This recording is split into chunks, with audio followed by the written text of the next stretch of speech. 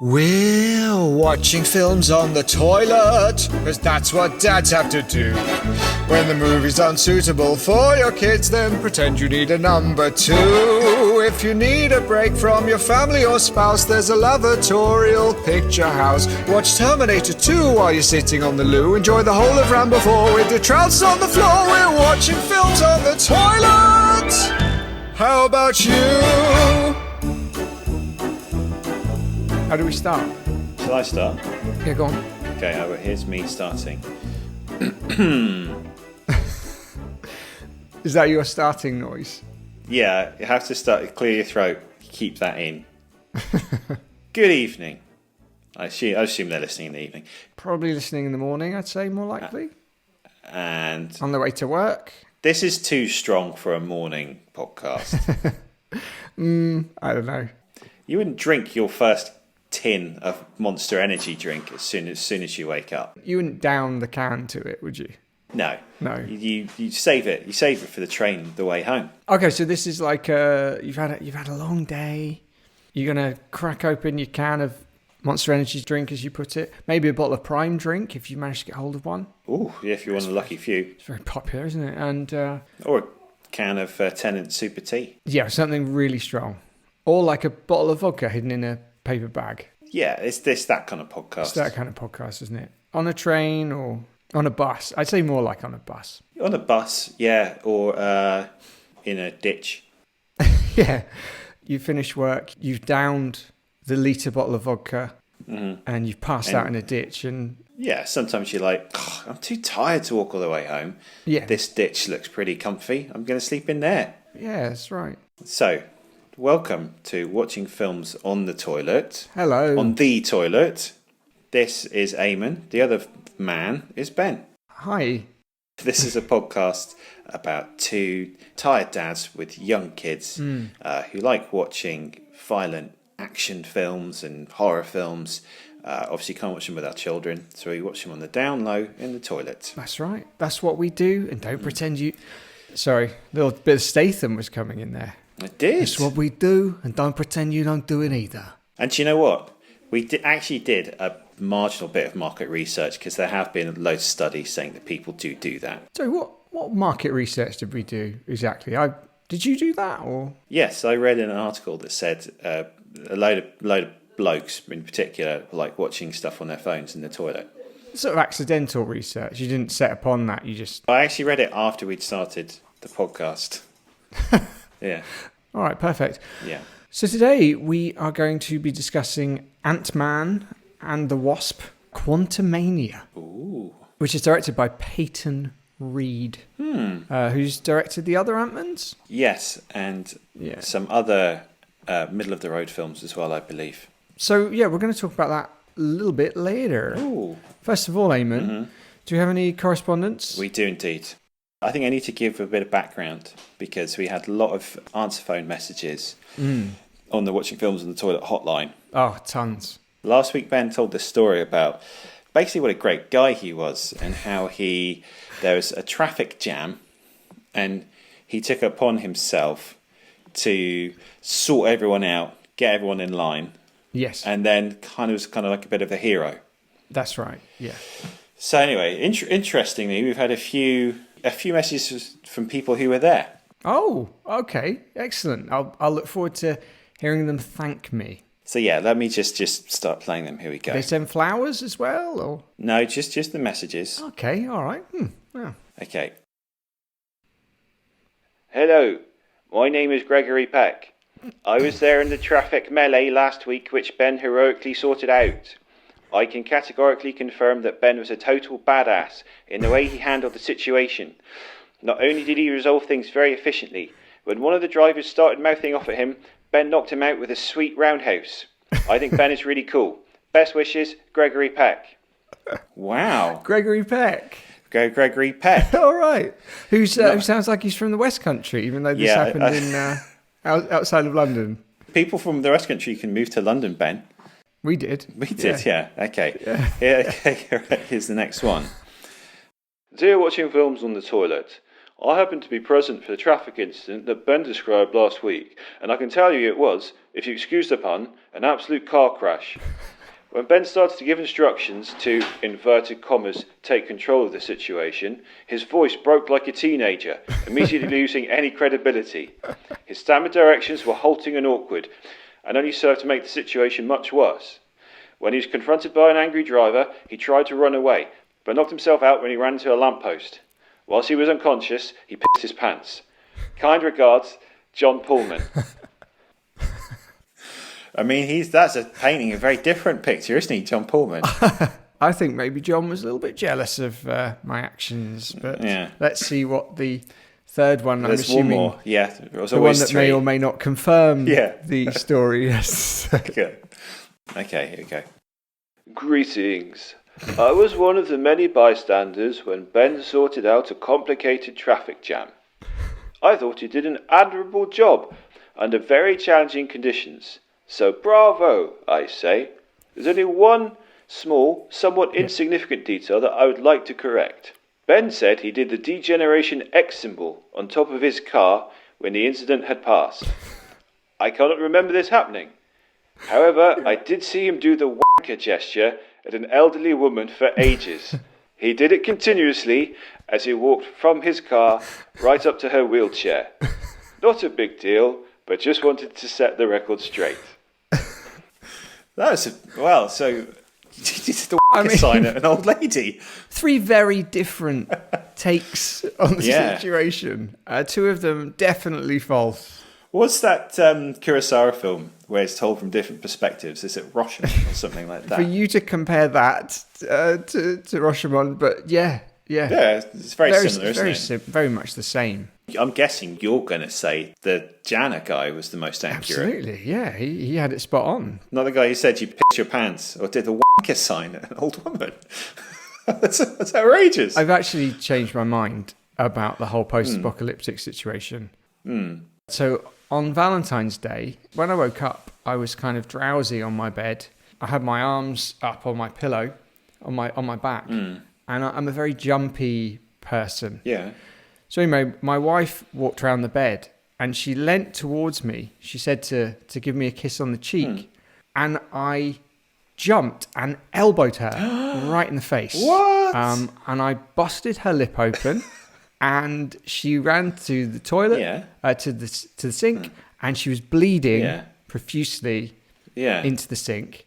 I then felt sick and had to run to the toilet to throw up. Why did you feel sick? I didn't throw up. I was able to breathe my way out of it, but I was going to be sick. It wasn't the squeamishness. It was just the fact that I'd done that to my wife. Sheer elation. It was just the sheer horror. So for that reason, and then I just felt awful for the rest of the day. I don't think I'd do very well in like a post-apocalyptic, violent situation. I think I'd... What are you talking about? Chinned your first woman? I do have sharp elbows. So, you should be not proud, but, not ashamed either. Those are the kind of skills you'll need in a post-apocalypse. I'm very jumpy, I guess. I would react quickly, not necessarily in a way that I would want to. The person who's coming to rip you off might not necessarily be a big henchman. It might be a nice-looking lady. That's true. That is true. Want to give her one of those big elbows in the face you like giving them. So you're seeing this as a plus? Well, you were saying you didn't think it would serve you well in the post-apocalypse. I'm pointing out it probably would. It wasn't so much the elbow. It was more my reaction to it afterwards. I don't think. Yeah, I mean, I think I would crumble quite quickly. If it was me, I can fathom laying my hands on a woman in an aggressive way. I mean, it'd be awful. I'd get made of mincemeat of very quickly. But you, on the other hand, very happily let the elbows fly, regardless of gender. Well, Eamonn, it's funny you should mention that because we've actually got a letter here from your wife. Oh, yeah. Okay. Yeah. I mean, it all comes full circle, doesn't it? Interesting. So I'm just going to read it So it says this. So it's Dear Ben and Eamonn. She did address both of us. Eamonn's wife here. His main wife, not the podcast wife, he mentions from time to time. Yes, I do listen to the show. In the last episode, Eamonn claimed I wouldn't last a minute in a post-apocalyptic situation, going so far as to say I would literally get eaten alive. Yeah. While that might be the case, you, Eamonn, aren't quite the survivalist you claim to be, and here's why. Okay. First, you'd rather make people laugh than do the job you've been asked to do. Remember when we went camping last summer? Instead of erecting our tent, you called the kids over, wrapped yourself in it and said, I'm a small lady in an oversized dress. They found it quite funny until you got caught in a holly bush and tore the tent to shreds, and we had to spend the night in a hotel. Also, you are not fit. Last week, we all had to run for a train. Yeah. And for the duration of our journey, approximately 40 minutes, you were wheezing like a dog toy. An old man asked me if you were okay, and he had to be wheeled down a ramp onto the platform. And let's not forget your well-documented anger issues. Last Saturday, when the car had a flat tyre and you couldn't get the bolts off, you threw the wrench across the road and accidentally knocked a boy off his bike. Then you had to hide behind the car until the ambulance left. Great job. I could go on, Eamonn, but I think I've made my point. You wouldn't last 5 minutes. And if you did, I'd probably end up eating you myself. Oof. Lots of love. Eamonn's wife. Oh, wow. There you go. So, Talk about a gut punch. I mean, I'd say she's got a pretty strong case. Yeah, I was slightly embarrassed you mentioned all that stuff that I did. It's very personal. I know, and interesting, wasn't it, how elderly people in wheelchairs featured in both correspondence. Yeah, strange coincidence. But, it was, I'm glad she did that because I shared a very personal story and now she's shared some very personal things about you. So I actually feel better. Yeah. I feel a lot better. So thanks, Eamonn's wife. Didn't mention anything about me chinning her, did it? There was a PS. Oh, yeah. But I won't read that. Yeah, okay. Yeah. We got any toilet news, Eamonn? Yes, we have. Potty line bling, the bizarre details behind Drake's personal toilet. I don't really understand this news article. It's written by an Israeli magician for the New York Post. So he's talking about his celebrity friends, and he says Drake has a nice 35,000 square foot house in Toronto. Big rooms, big place, big money, big ego. There's 28 Johns. 28? One fixation. Nobody's allowed to peep or pee in his personal loo.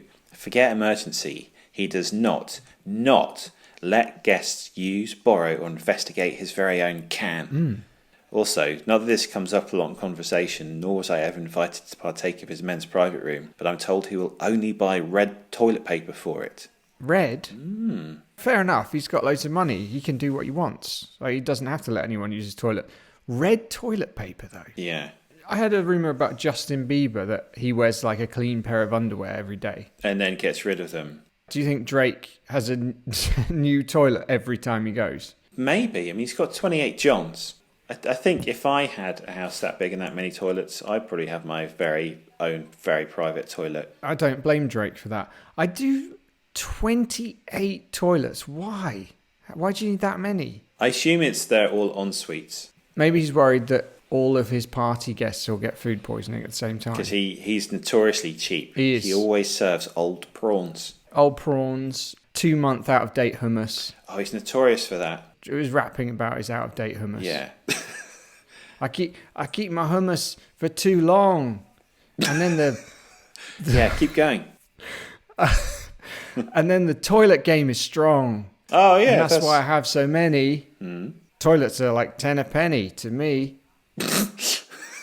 Yeah. I love Yeah, that those was pretty good. Freestyled that, Eamonn. Freestyled that. Mate, I mean, you never would have known. I assume that was one of his hits. My favourite bit was when he said, not very sure of himself, to me. Rappers are known, aren't they, for their lack of sort of confidence.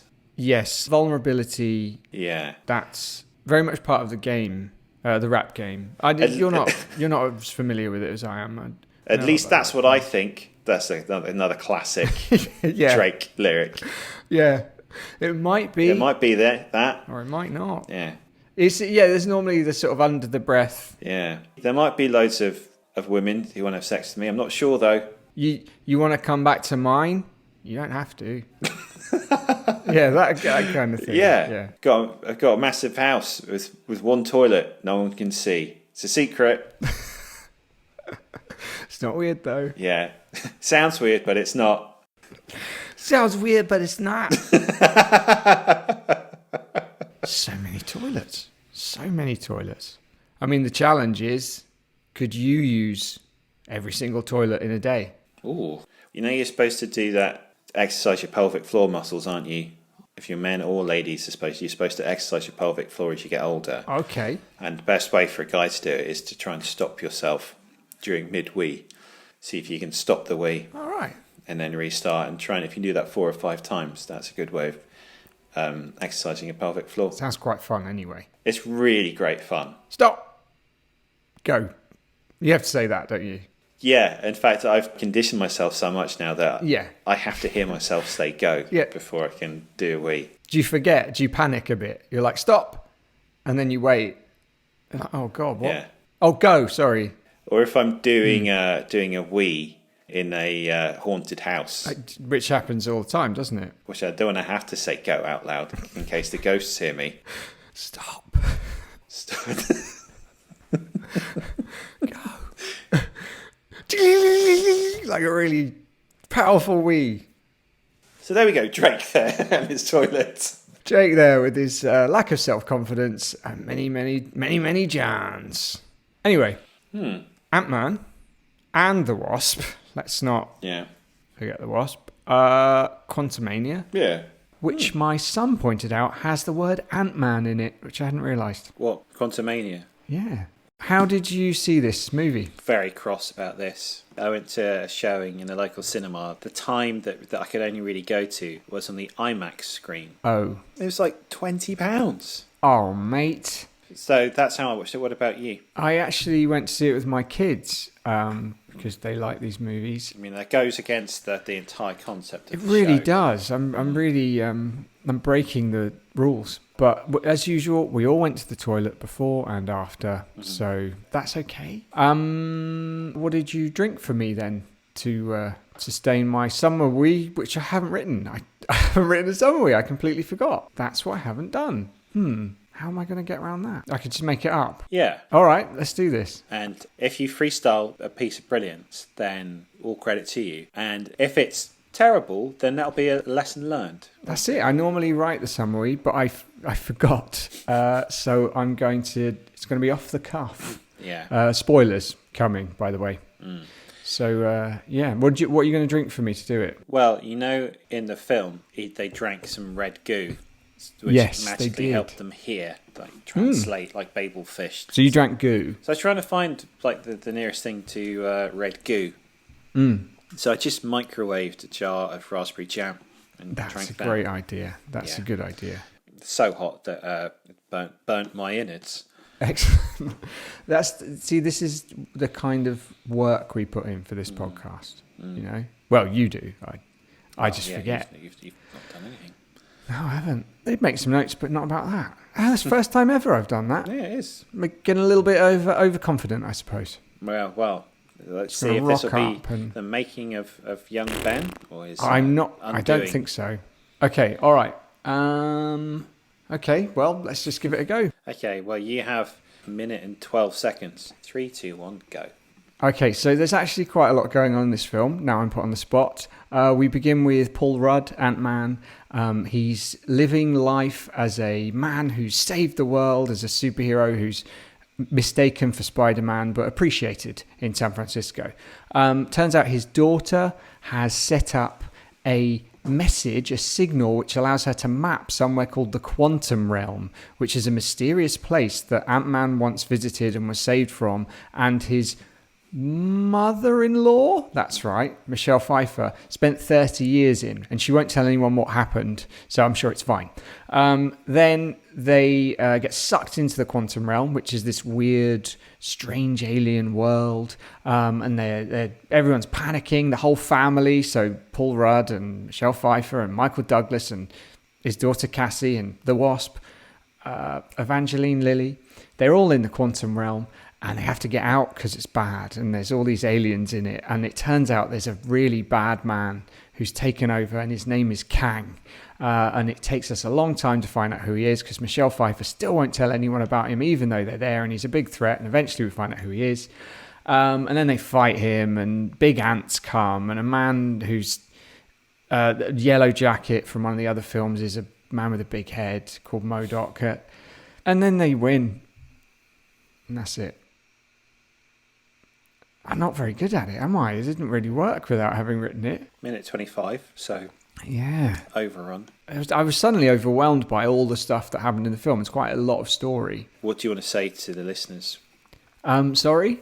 Yeah. I'm sorry. Yeah. Yeah. I felt like I was falling down a hole and just kept falling down the hole. I couldn't actually watch you. I wasn't watching we're on the Zoom, we always do this on a Zoom call, and I couldn't actually watch Ben. I started scrolling the internet because it was so toe curling. Next one's going to be immense. Exactly. You know, Yeah. learn from this. Anyway, I think the fact that I was I struggled so much there does say quite a lot about the film. What are your initial thoughts, Eamonn? I thought it was, the acting was bad.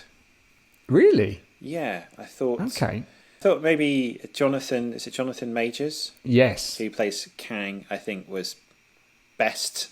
He's Yeah. clearly a good actor. Yeah. But it just really, it reminds me of like the Star Wars prequels type of acting, Oh, wow. where someone's just gone like, oh, your motivation is to be excited, and Yeah. I'm not going to tell you anymore. And yeah, so it's kind of felt like people were acting in generalities rather than reacting to specific things. What did Yeah. you think of the acting? You seemed quite surprised at me saying that. I wouldn't say it was bad. I thought they tried hard. I enjoy Paul Rudd. He's very charming. I quite liked that Michelle Pfeiffer was given so much time. I enjoyed spending time with her. And actually her story and backstory and everything she had going on with Kang was one of the parts that I enjoyed the most. When she first met him, the build up to that, because he was the best part of the film. So basically all the time we spent with him when he was terrifying, I thought was quite exciting. I think the thing that annoyed me most about this is they kept on going, oh, we're in the quantum realm. It's all crazy. We can't predict anything. But what they actually meant is everything's just exactly the same as it is in the real world, but things just look a bit different. So instead of like a perv at a bar, there's a perv at a bar who looks like a bit of broccoli. That's true. And you fly a plane with goo instead of joysticks. Yeah, it felt like it really didn't deliver on its promise of weirdness. Of weird. It wasn't weird enough, was it? How did you feel about MODOK? He was weird, Creepy, right? yeah. He was weird. They went weird with him. Yes. And I think he worked. I couldn't get over his face. I don't know what they've done on it, but Yeah. I like the part where they showed how he'd been put in the suit and you just saw his little bum behind his head. that's right, yeah. It was so odd. And he died saying, he says something like, at least I died an Avenger. That was pretty That was funny. good. Would you, if you were Ant-Man, Ant-Man, would you go big? Or would you go small? Which one would you choose? Oh, go big. Yeah? Yeah, and then I would find the houses of everyone who slighted me and then stomp them down. That's what I'd do with my time. Just spend it roaming around, stomping down the houses of people who I hated. Oh, okay. What would you do? I think I'd go a bit small. It would be like you were a little toy man. Yeah. And everything would be really big. Just looking around my kitchen and... It would be good if you were really hungry and you had a small biscuit. All of a sudden, you could become massive. Yeah, a packet of crisps. What are your thoughts on bugles? I had some bugles the other day. They're Walker's bugles, I believe. Why were you asking about bugles? Well, it was all about making food bigger, or food bigger in relationship to yourself. Oh, so you could have some fun with a bugle. You could make it a little house for yourself. Oh, you could, yeah. Yeah, like a teepee. Or a hat. Yes, right. I mean, it could, if you were that small, it'd be a huge hat. Well, you can scale yourself appropriately, though. True. Although Ant-Man tends to go like really small. He did push the button a few times, didn't he, and get smaller and smaller at one point. Yeah, I'm sure it's scalable. It's not one set height. You really want a bugle as a hat, don't you? You want this to work. Well, yeah. Can you imagine walking into work, sit down in your office, idiot in the office is like, "Oh, you going for lunch today?" You're gonna be like, "I'm wearing my lunch." They go, "Oh, what do you mean?" I'm wearing my lunch. Yeah, you'd say exactly like Steven Seagal. Yeah. And then once he gave you like a dumb look, you would just roll your eyes, just break a bit off your bugle hat, pop it in your mouth. You go, "Wearing my lunch." Hang on, wait. No, because you wouldn't be wearing the lunch, would you, when he said that? So you'd say, I'm wearing my lunch. You'd then have to shrink down, get the bugle, put it on your head, and then resize yourself so that the bugle was the hat, but at actual size so that he could see that it was your hat. You know what I mean? It's quite long-winded. No, I would go in small. Oh, so you'd be like, I'm wearing my lunch. Whoop. Oh, look at this. I'm wearing my lunch. Like that. Yeah. I don't think it doesn't sell as well. If you were able to, I'm wearing my lunch, bang, bang, but oh, yeah, you are, then, that would be more shocking. This guy who is Steven Seagal for some reason, I think he'd be more impressed with that. Yeah, you know what I mean? Yeah. Well, this is my equivalent of your dog summary. Should have given it more thought. I guess it is. You need to think about that. Well, I mean, you said teepee. That's not exactly funny, is it? At least wearing a crisp as a hat is slightly amusing. It's just an observation. It's like, you can see but it. Ben, this is not this is not things that the things that make sense podcast. It's supposed to be like somewhat funny. If you just want to list conical objects then without any sort of sense of humour, then that's fine. Just bite the top off the bugle, and you could wear it as a nice little corn skirt. Yeah, there we go. How about that? Is that funny? Is that funnier? Yeah, that's right. Yeah? I mean, clothes. So it's the same as what I said, but it's better. It's better. It's better. It's better than your old one, not better than mine. No, it's better. The dress is funnier. If you'd said dress to begin with, then yes, but... If the guy said, what are you having for lunch? I'm wearing my lunch. And then you shrink up and you've got a massive bugle skirt. That would be funnier. That'd be pretty good. Yeah, that would be better than what you said. Well, it'd be better than a teepee, wouldn't it? Yeah. I'm going for lunch in my lunch. You could have said that. And then you go into the teepee. Why would you be taking a teepee into work? I mean, the bugle, you shrink into the bugle, which is a teepee, and then you go and eat your lunch in it. Nah, doesn't scan. It's got to be clothing. It's not as good. I'm just saying it. No, I'm just saying it's terrible. You laid into me, going, "Oh, this doesn't stack up." Eamonn, you started this. You started it. I was fine with this. You were the one that was being mean. You're Kang. I'm Ant-Man. Here we are. This is it. We've proved it. You won't let it go. You won't let it go. I mean, this is ridiculous. You were the one who's saying you did a forensic breakdown of my how the bugle hat would work. So you started it. I was just suggesting that the bugle hat would look... I like the bugle hat idea.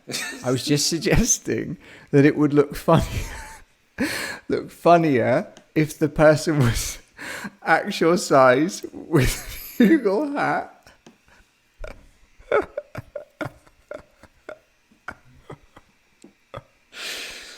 Oh, God. I feel like we've been talking about this for ages. I'm far more passionate about this discussion than I am Ant-Man. I know. I'm actually quite cross. What about the film? The bugle hat. That you were going... You basically gaslighting me. You throw that word around. Your joke. Don't you throw that word and then around. You then going like, when I tried to shout you back, you went, "You started it." That is gaslighting. You laid into my summary to start with. It's the first thing that happened in this podcast. I asked you to apologise, and then I said, "Let's move on." Exactly. That's not laying it. That was, that was manners. What about one of those bras that Madonna wears, 2 bugles? Yes. Yeah, okay. That would be pretty good, wouldn't it? That's a brilliant way. Yeah, well done. I'm wearing my lunch. And then, that's brilliant. Well done. I mean, if you'd said that to begin with, we'd never gone down this. Is it brilliant? Coldest. I'm not sure if it's brilliant. I think I'm just willing to let's look for we any should move on. handhold out of this hole. So, what would you do with this film? Would you flush it like Kang's hopes of escaping the quantum realm are flushed away by Ant-Man? Very good. Oh, and the Wasp, in case you forgot. Or would you fish it out like MODOK is fished out of the quantum realm again when it's all crumpled and mashed up and then turned into a big face with a bum? What would you do? I would flush this. I was very disappointed with it. What about you? Despite everything I've said, I did actually quite enjoy it. I came out with a smile on my face. And there were parts of it that I thought, oh yeah, I like that. So I think I'm going to fish it out. It entertained me for 2 hours. And it was only 2 hours. Interesting. So, yeah. Right, and you So sure? there we go. You sure about that? That rests comfortable on your conscience, does it? That decision you've just made? Yeah, we're going to flush it away. I'm okay with that. Yeah, there's no... You weren't going to say anything else. No, Kang. Enjoy Kang and... You've not changed your mind for No, reasons that didn't have to do with the film. not at all. Oh. No, Okay. No, just... Well, yeah, I'm just asking. It's fine. all right, cool. So that's that. There we go. That's that.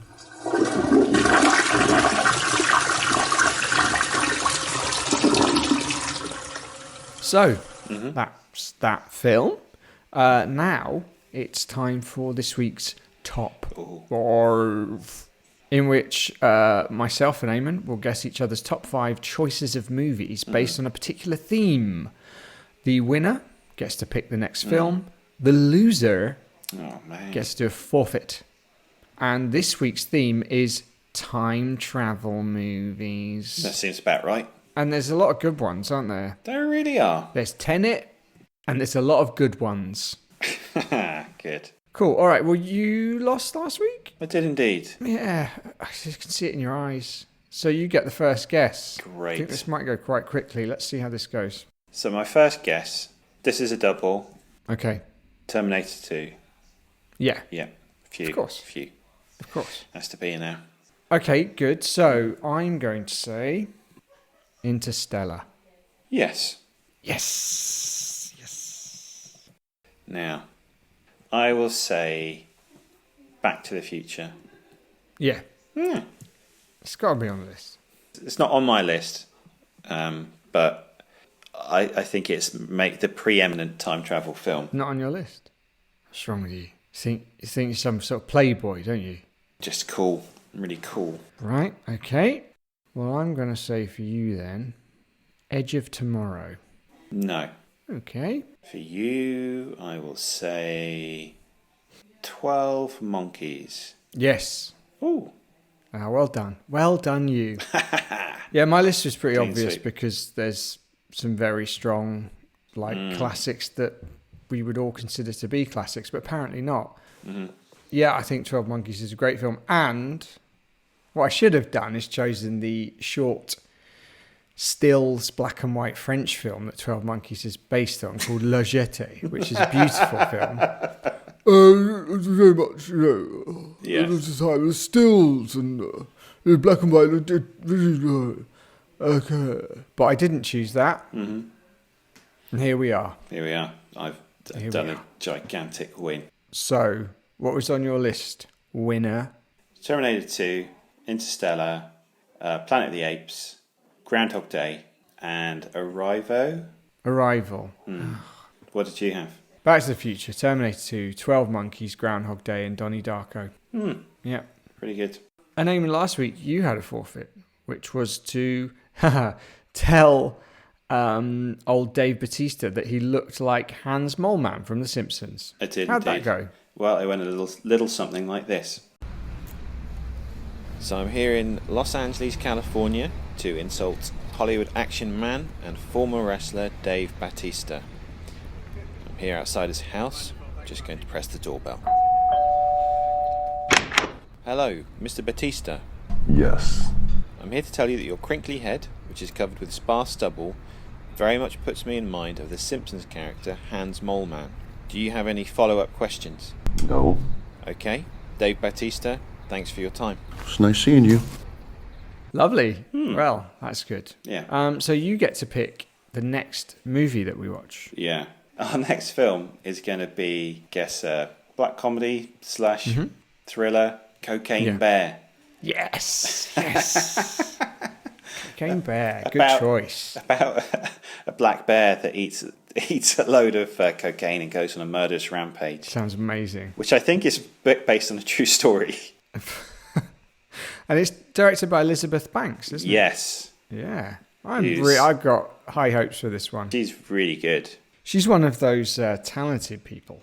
Good. All right, well, that's something to look forward to, isn't it? Yeah. Well, thank you for listening to our episode. Mm-hmm. If you did, much appreciated. If you didn't, you're not If listening. you didn't, not listening, then you suck. Yeah, you do. You suck. You suck balls. Yeah, a bit much, but yeah, I mean, One ball. You suck one ball. again, there's no need to go there. Just What? That's half as bad. okay. So yeah, please find us on the social media. We're on Instagram, Films on the Toilet. We're on Twitter, Films on the Toilet. We're on Facebook, Films on the Toilet. Also, We also have Patreon. do we? We do. We've been threatening to do it for ages. We have actually done it. Well, that's good Yeah. because you know this podcast isn't going to pay for itself. Yeah, it really doesn't. It's very much a burden. Yeah. So if you sign up, you'll get a shout out on the podcast. Yeah. And we'll do some other nice stuff as well. Yeah, you get some things, some good stuff. But, you know, just do it to support us. Yeah, we were going to say exclusive to content, but you must realise that what we include in the actual show is like just about good enough. Yeah.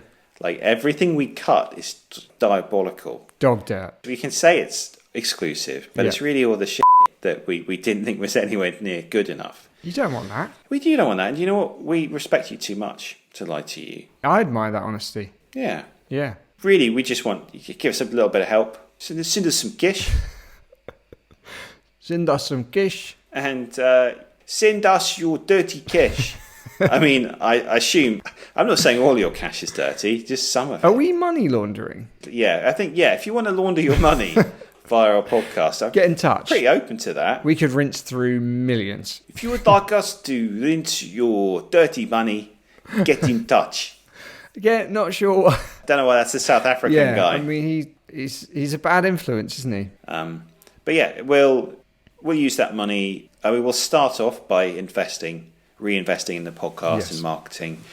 But as it grows, we'll become more and more irresponsible. Just by, jet skis and... What's the toe rings? First of all, new toe rings. The toe rings, new podcaster toe rings. And then, obviously, we've been saving up for a podcaster bus. That's important, which we can then fill with podcaster wives. Yes. Yeah, so throw us a solid, is that a phrase? No, people never say that. Do us a solid. Do us a solid, that's the one. Do us a solid. Don't throw one. That would hurt. I was getting hit by a solid. Yeah, throw Ouch. something solid at us. That's the phrase, isn't it? Yeah, it is. It is. Okay, thanks. There we go. And then we can, don't know how it works, but I'm sure you can Google us, Watching Films on the Toilet /Patreon, but we'll link it on all our social media as well. Perfect. It's going to be quite embarrassing when we've got no one to shout out at the end of the next episode, isn't it? Let's make some up. Yes. And then people go like, there's loads of people getting shouted out. Yeah. I want to get shouted out. Chris Evans and Paul Rudd and the other Chris Evans. like TV's Chris Evans, yeah. Yeah. Both Chris Evanses. Yeah. And that'll be it, yeah. And R. Kelly? Oh, Jesus. No, Let's draw a line at that. We don't want his money, do we? Listen, okay, we'll take it this time. We will take your money this time, but next time, Don't want your money. not so sure. All right, well, there you go. That's another one. Another one down. Another one dead. Another episode battered to death with a baseball bat with nails in the end. Yeah, or battered to death with a baseball bat like Robert De Niro batters in his thugs in The Untouchables. Yeah, he does do that at the dinner table. Yeah. I suppose this is the audio equivalent of someone getting beat to death with a baseball bat. It's the long form audio equivalent. Yeah. You're just sort of sat there enjoying your steak and baked potato. Or your vodka in a brown paper bag. You're in the ditch. You're in the ditch. Yeah. And then eventually we'll just come along. Give you a little knock on the head, lights out. I was quite happy in this ditch, but now I feel like I've been killed in it. Yeah. No one wants to be killed in a ditch, do they? We all love sleeping in a ditch. From time to time, we all get a little bit tired on the way home from work. I can't be bothered to make it the rest of the way. I'm just going to sleep in this ditch. But what we don't want is to get murdered in it. Yeah, there's a line. Yeah. There's a line. I think we can all agree on that. I think we can. Well, on that note, Eamonn. Well, on that note, let's wait for the Patreon money to start rolling in off the back of that. What the hell that was. Yeah. All right. Okay. All right. Yeah. Keep flushing.